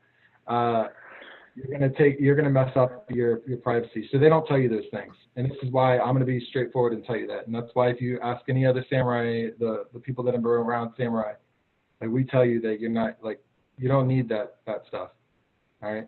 Yeah, I mean, I think that's one of the most important realizations. It especially was for me personally. It was like, you start learning about CoinJoin and you feel good. You feel like, all right, I'm putting, a certain number of funds through CoinJoin, and this is fantastic. But then there's like an entire rabbit hole of after you've CoinJoined, how do you keep those UTXOs anonymous? Like, it goes back to the post-mix hygiene that Max just went over.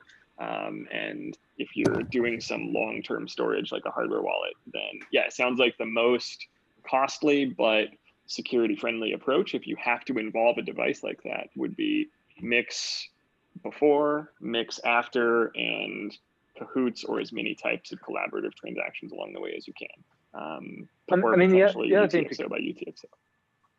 The other thing to keep in mind, I just say, is that, like, without getting into the whole kind of hodling versus spending type kind of discussion, is that overall, I mean, even if you're dollar cost averaging or you're on exchanges doing degen gambling or whatever, the idea is that you should have some, you should hopefully be on say a monthly basis, whether it's your salary or you're earning or you're mining, you're going to hopefully be making more than you're losing, right? And then the idea would be, in my opinion, is that as you earn money, you mix and you send bits back to cold storage as you save, and then as you need to make a large spend, you move it back. I think the trouble is that what we've seen is that users stack up over, say, a couple of years, and they've kind of waited all this time, and they're now nervous about moving those coins, and then they want to get it all done in one go. And I think that's just a terrible approach. Get comfortable. And the other thing as well is that if you are looking at your Bitcoin stack and you get nervous every time you use it, and look, hey, I get it. It's you can't pull those transactions back once you spend them, but you've not got the freedom that you should have with Bitcoin. You should be using it in a way that you're comfortable and that you know what you're doing, and that like a drill or like a sport or something you're playing often, it's something you should be familiar with. And that way, when push comes to shove and you are actually using this in a serious situation, you're having to make a spend that really does need to be censorship resistant. You don't have to learn all that all over again, and you don't feel inhibited. Otherwise, you lose a lot of the empowering aspects that Bitcoin gives you. So I would suggest, if you're not using Bitcoin regularly, start. And the Samurai wallet is an excellent way of doing that. That's fantastic. I think that is like a fantastic takeaway for everyone from this, is that a lot of people, myself in the past included, are probably guilty of, oh, I can do whatever I want. And then when I have to think about privacy someday, I'll like spend 2 hours and like accomplish some mixing, and then things will be great. And like, I can wash away whatever I did, but it's not necessarily true. And it's much more powerful, reliable, robust if you can like build these best practices into your day-to-day operations with your wallet, whatever your storage mechanism is, and so forth. Yeah. Cool. Yeah. Nice. Okay, and this was the last slide, right? Yeah, I was gonna say Okay. maybe we could jump into the questions. I see one that's like kind of a segue into what we were just talking about. Yeah, let's do as many questions as we can in the next 10 minutes, and then probably wrap. Okay, so what address type should your hardware wallet have to avoid losing privacy from different address types? So yeah, if you can, you should be setting it up to BTCx32, considering that that is the address type that Whirlpool will always convert to. So that way you're not having, I know Ergo had a slide earlier or a photo that showed the different address types, right? So that adds to another function of your, being able to potentially link a deterministic link because of that address type differential. I know I keep saying BTCx32, BC1Q, okay, but yeah. Anyone else want to add on that one, or should we hit another question? I think that one's pretty simple. BTCx32 where possible. There's actually another. There's another one here of what exactly is a TXO. I think we answered that, but just as it's a weird term. This is very quickly. This is the transaction that starts your mix. So your payment goes out, and you initiate all the denomination sizes that will go into the pools. Yeah, it's your transaction zero, right? So if you think of it as transaction zero, like patient zero, if you will, transaction zero from there, and then every mix after that you can count as an additional mix, right? So that's really where they got that from, is TX0, transaction zero. I'm just assuming that they said that because they didn't tell me, but that's how I correlate it in my mind. Someone asked, can I use Samurai Wallet as a cold storage? Absolutely. You cannot, it's not set right now to be able to mix offline, because it requires you to be able to sign in to sign keys and be online in order to sign keys and refresh your BTCxO set. However, you can use that to send funds to. You could do, as long as you have funds that are in there and they're fresh, which is harder to do, but you could still do like a cahoots with your offline phone. There's a lot of people do offline. I think even someone in here, it's not Heavy Wook, right? Who's the one that does the ice cold? Is that V? V has like an ice cold storage. Well, on the offline thing. Yeah, that was me. On the offline one, CoinJoinDay, who you'll see on Twitter, did a really good set of tweets doing an offline transaction using a GoTenna and things like that. And he highlights, I mean, ultimately it's absolutely fine for doing a spend, but as you spend, the phone doesn't update with the UTXOs. So what can then happen is that the spends will fail on the wallet again with an internet connection to let it know what the most up-to-date UTXO set is. So I think it's absolutely fine. You can certainly top up the wallet. You can even leave the wallet as a kind of coldish wallet where you only connect it to the internet when you need, and then you just top it up with a Sentinel or a Sentinel X. But I mean, I think, really that we just have to wait for the Samurai team to develop the offline aspects more. But I think that's where the priority is, rather than looking at hardware wallet integration or anything like that. It's about enhancing the Samurai wallet to work with a cold storage method.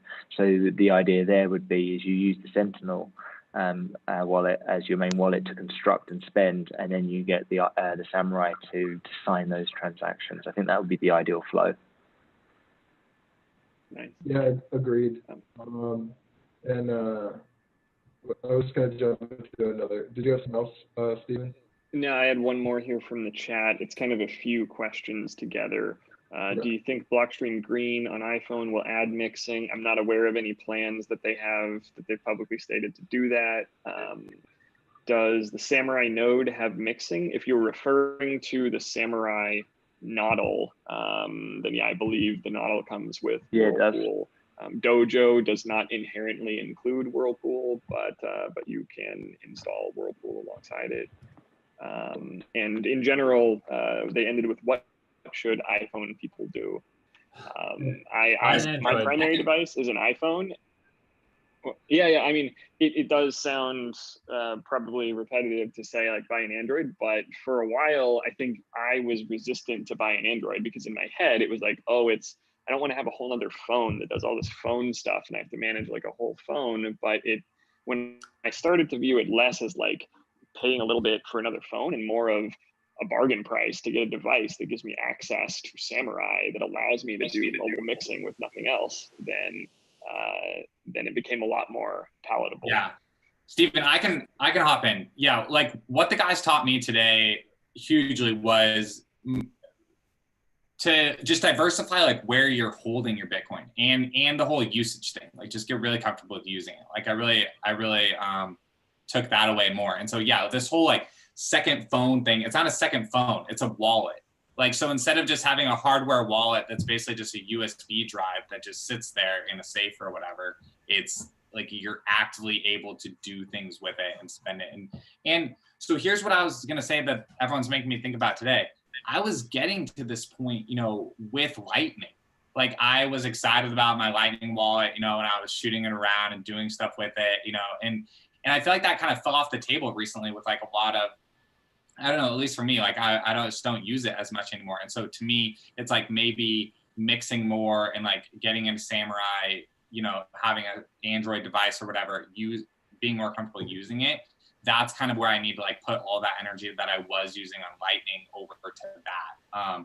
I don't know. What's your guys' reaction to that? Like, I agree 100%. Yeah. Look, I mean, I agree. I mean, I've used Lightning before. In fact, I mean, I've still got a node. I've not got any active channels at the moment.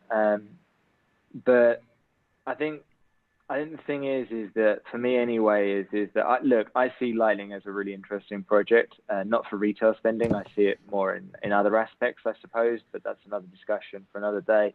But I think at least from my perspective, is that there's so many things still required for on-chain privacy to be improved. That's where, for me, the exciting aspect of Bitcoin is now, and that's where people need to educate themselves and to ensure they're using the right wallets and not making the most mistakes. Because ultimately, you know, Lightning is based off of main chain. If you kind of initiate your channels and close your channels and surround that with poor UTXO management, there's a good chance you'll be undermining your privacy on Lightning. So I think for me, it's very much foundational. Lightning's exciting, it's interesting, but for day-to-day use, I'm certainly main chain all the way.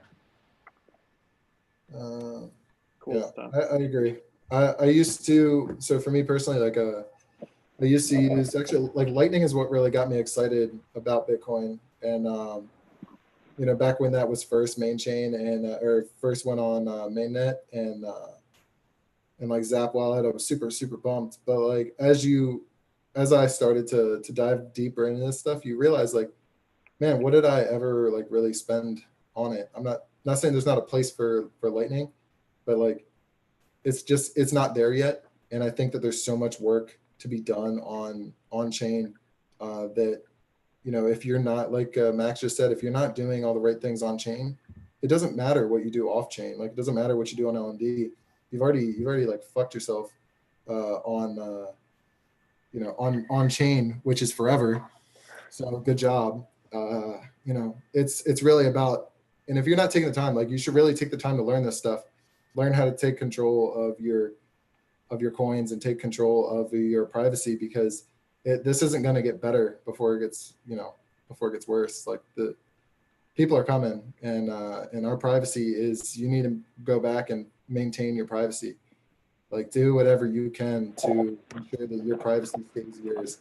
Because it's, like I said, like KYC and the compliance bros are out there. You know, Trace is probably watching this and he's probably pissed off, but it's it's not going to change. And Samurai Wallet's not going to bow down to all these other people and the compliance bros out there and say, oh yeah, we're going to stop. No, the privacy is going to continue to get better and better, but you have to, as an individual, have to make sure that you are doing all the right things and that you aren't relying on everyone else to do everything for you. And you can do that. We've given you the tools, you know, and there's other people that are building really cool things too. I'm going to throw it out 612 Bitcoin because he's been watching and he mentioned something to me. You know, he created a really cool tool for to separate time. We didn't really talk about this. I don't think Ergo's a big fan of this as well, but the timing in between your spending is also really big. Timing in between your TX zeros is also really big. It helps to add entropy, right? But 6102 developed a protocol that's TXCast, and it actually allows you to say when you want to spend or send a transact or UTXO, and it lets you cast it out at different times so that those intervals and that privacy is maintained. And if I messed it up for him, I'm sorry, but that's like the gist of what I know about TXCast. And it's really cool, and hoping that like with what we're working on in Ronin, we can add something like that into our program down the line. But yeah, you guys really have to make sure you're being active in your UTXO management, active in what you do and how you do it is important. I have trouble thinking of a better note to kind of close with than that. That's pretty powerful. This has been solid. I appreciate it. I think we covered a lot of ground.